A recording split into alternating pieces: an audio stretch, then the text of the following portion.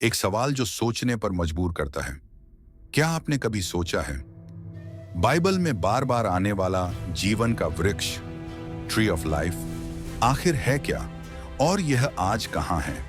क्या यह अब भी धरती पर है, या परमेश्वर ने इसे हमेशा के लिए छुपा दिया है? बहुत से लोग जीवन के वृक्ष को एक काल्पनिक प्रतीक समझते हैं, लेकिन बाइबल इसे एक वास्तविक और आत्मिक महत्व रखने वाली सच्चाई के रूप में प्रस्तुत करती है। बाइबल में इसका पहला जिक्र उत्पत्ति की किताब में आता है, जब परमेश्वर ने अदन की वाटिका बनाई। वहीं इसका आखिरी जिक्र बाइबल की आखिरी किताब प्रकाशित वाक्य में है, जो अनंत जीवन और स्वर्गीय नगर का दृश्य दिखाती है। आज हम इस पूरे रहस्य को खोलेंगे। जीवन के वृक्ष का उत्पत्ति में स्थान, पाप के कारण उससे दूरी, इसके भविष्य का बाइबली रहस्य, और यह आज कहां है। अदन की वाटिका में जीवन का वृक्ष उत्पत्ति 2:8-9 कहती है, यहोवा परमेश्वर ने पूर्व की ओर अदन में एक बाग लगाया और वहां उस मनुष्य को रखा जिसे उसने रचा था। और यहोवा परमेश्वर ने भूमि से हर प्रकार के वृक्ष उगाए जो देखने में मनोहर और खाने में अच्छे थे, और बाग के बीच में जीवन का वृक्ष और भले और बुरे के ज्ञान का वृक्ष था। यहाँ दो विशेष वृक्षों का उल्लेख है, जीवन का वृक्ष अनंत जीवन और परमेश्वर के संग संगति का प्रतीक, भले और बुरे के ज्ञान का वृक्ष आज्ञा पालन की परीक्षा।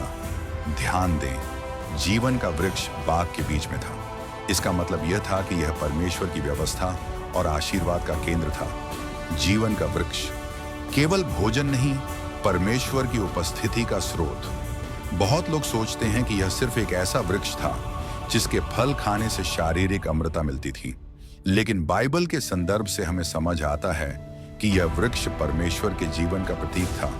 नीति वचन 3:18 कहता है, जो उसे ज्ञान को थामे रहता है उसके लिए वह जीवन का वृक्ष है। यहाँ ज्ञान, विजडम को जीवन के वृक्ष से तुलना दी गई है। मतलब यह सिर्फ भौतिक नहीं बल्कि आत्मिक जीवन देने वाली वस्तु है। मनुष्य और पाप का प्रवेश, परमेश्वर ने आदम और हव्वा को स्पष्ट आज्ञा दी थी, परंतु भले और बुरे के ज्ञान के वृक्ष का फल तू ना खाना, क्योंकि जिस दिन तूने उसका फल खाया उसी दिन अवश्य मर जाएगा। उत्पत्ति 2:17। ध्यान दें, परमेश्वर ने जीवन के वृक्ष का फल खाने से मना नहीं किया था। वास्तव में जब तक वे आज्ञाकारी थे, वे जीवन के वृक्ष से खाने के अधिकारी थे, परंतु जैसे ही उन्होंने पाप किया, खतरा यह था कि वे पाप की स्थिति में रहकर जीवन के वृक्ष से खा लें और अनंत काल तक पाप में अमर हो जाएं। परमेश्वर का संरक्षण, अदन से निष्कासन। जब आदम और हव्वा ने पाप किया तो बाइबल बताती है कि परमेश्वर ने उन्हें अदन की वाटिका से निकाल दिया। उत्पत्ति 3:22-24। तब यहोवा परमेश्वर ने कहा, देखो, मनुष्य भले और बुरे का ज्ञान पाकर हम में से एक के समान हो गया है। अब ऐसा न हो कि वह हाथ बढ़ाकर जीवन के वृक्ष का फल भी तोड़कर खाए और सदा जीवित रहे। इसलिए यहोवा परमेश्वर ने उसको अदन की वाटिका से निकाल दिया, ताकि वह उस भूमि को जोत जोते जिससे वह लिया गया था। और उसने जीवन के वृक्ष के मार्ग में करूबों को और चारों ओर घूमने वाली ज्वालामय तलवार को रखा, ताकि जीवन के वृक्ष के मार्ग की रक्षा करें। यहाँ दो बातें ध्यान देने योग्य हैं। परमेश्वर ने पाप की स्थिति में अमरता रोक दी। परमेश्वर ने करूब, स्वर्गदूत और ज्वालामय तलवार से वृक्ष का मार्ग बंद कर दिया। क्या जीवन का वृक्ष धरती से गायब हो गया? यहाँ बाइबल कहती है कि परमेश्वर ने उसके मार्ग की रक्षा की, यानी यह तत्काल नष्ट नहीं हुआ बल्कि छुपा दिया गया। संभव है कि जल प्रलय के समय अदन की वाटिका और उसका वृक्ष धरती से हटा दिया गया हो। कुछ धर्मशास्त्री मानते हैं कि परमेश्वर ने इसे स्वर्गीय लोक में स्थानांतरित कर दिया। जीवन के वृक्ष के अन्य बाइबली संदर्भ, हालांकि जीवन का वृक्ष, ट्री ऑफ लाइफ, का पहला उल्लेख अदन की वाटिका में है, लेकिन यह पूरी बाइबल में कई स्थानों पर एक गहरे आत्मिक अर्थ में प्रयोग होता है। नीति वचन में जीवन का वृक्ष, नीति वचन में जीवन के वृक्ष को एक आत्मिक आशीर्वाद और परमेश्वर के वचन के साथ जोड़ा गया है।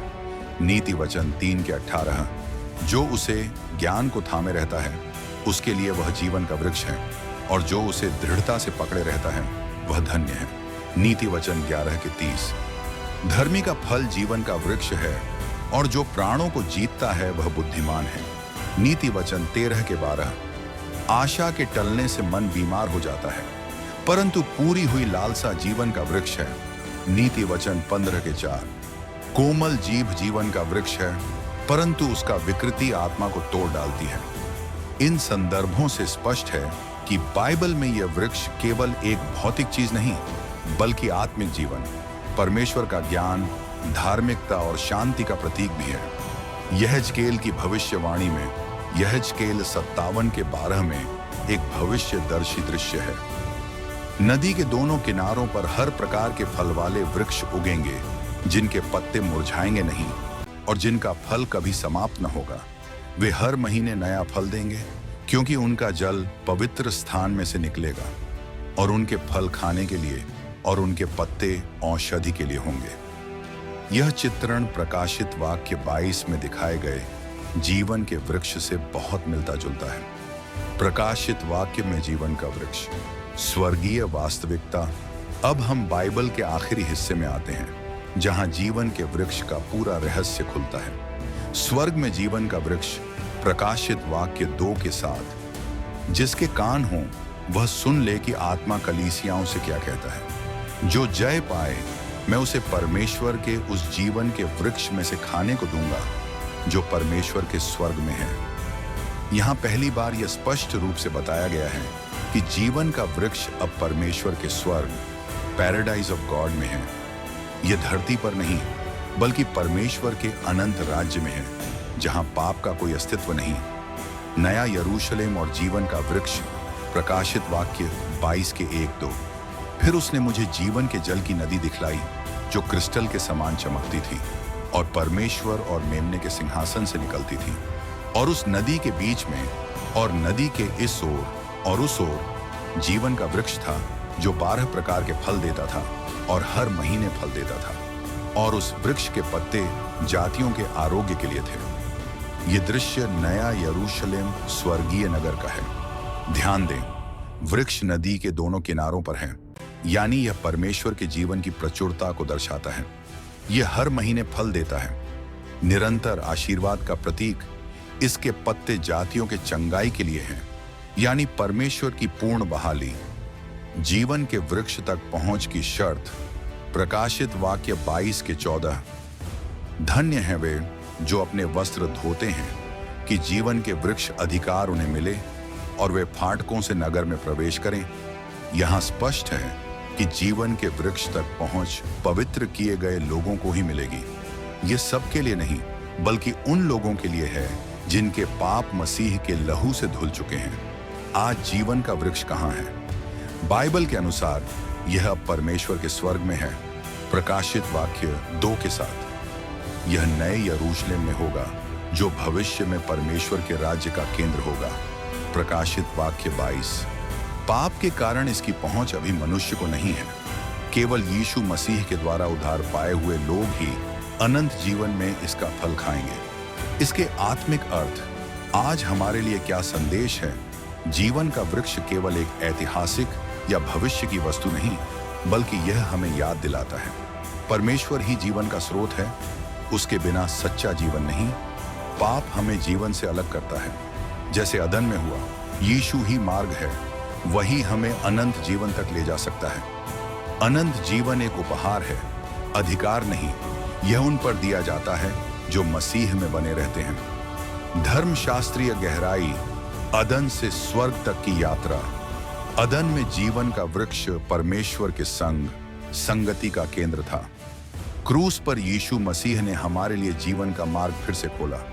स्वर्ग में हम फिर से उस वृक्ष के फल का आनंद लेंगे, लेकिन इस बार पाप की कोई संभावना नहीं होगी। इस तरह पूरी बाइबल अदन के खोए हुए स्वर्ग से लेकर नए यरूशलेम तक की एक कहानी है, और जीवन का वृक्ष इसका प्रतीकात्मक धागा है जो शुरुआत और अंत को जोड़ता है।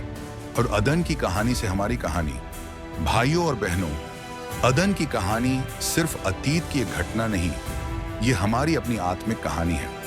अदम और हव्वा ने जब पाप किया तो उन्होंने सिर्फ अदन की वाटिका नहीं खोई, बल्कि परमेश्वर के संग अनंत जीवन की संगति खो दी। हम सब उसी खोई हुई विरासत के उत्तराधिकारी हैं। लेकिन यह कहानी यहीं खत्म नहीं होती, क्योंकि परमेश्वर ने हमें फिर से जीवन के वृक्ष तक पहुंचाने का एक दिव्य योजना बनाई, और वह योजना है यीशु मसीह। क्रूस जीवन के वृक्ष का मार्ग। जब यीशु को क्रूस पर चढ़ाया गया तो वह सिर्फ एक लकड़ी का टुकड़ा नहीं था, वह एक प्रतीक था। अदम ने जिस वृक्ष के कारण मृत्यु पाई, उसी प्रकार एक और वृक्ष क्रूसा के द्वारा जीवन का मार्ग फिर से खुला।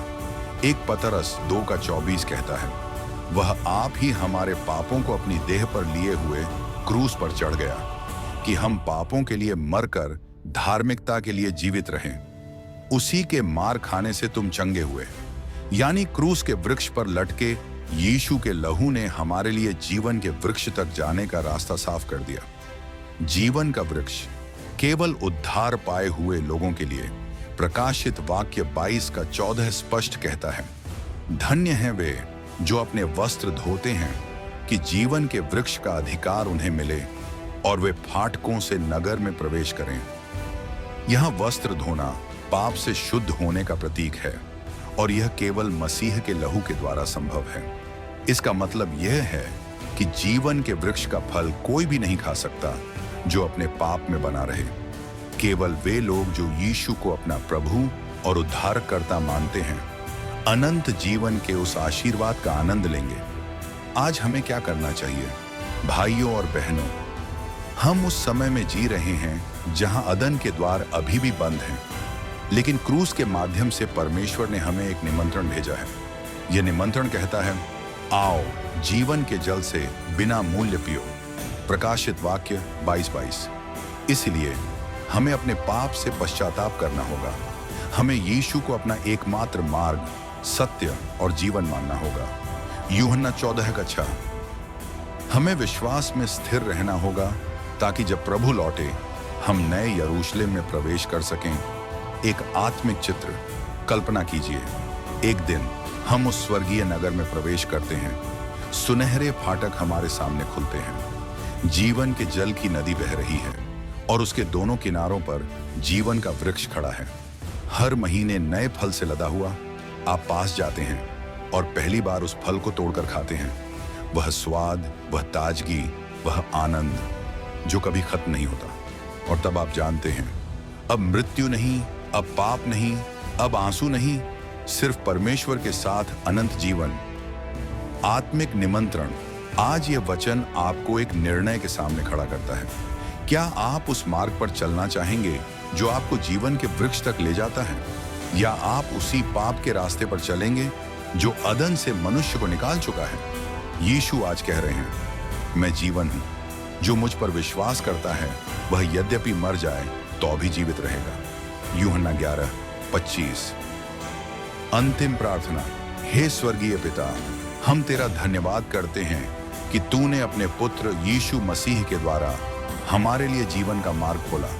प्रभु, हमारे पापों को क्षमा कर, हमें अपने लहू से शुद्ध कर, और हमें अपने अनंत राज्य में प्रवेश के योग्य बना, ताकि एक दिन हम तेरे जीवन के वृक्ष के फल का आनंद ले सकें। यीशु के नाम से आमीन।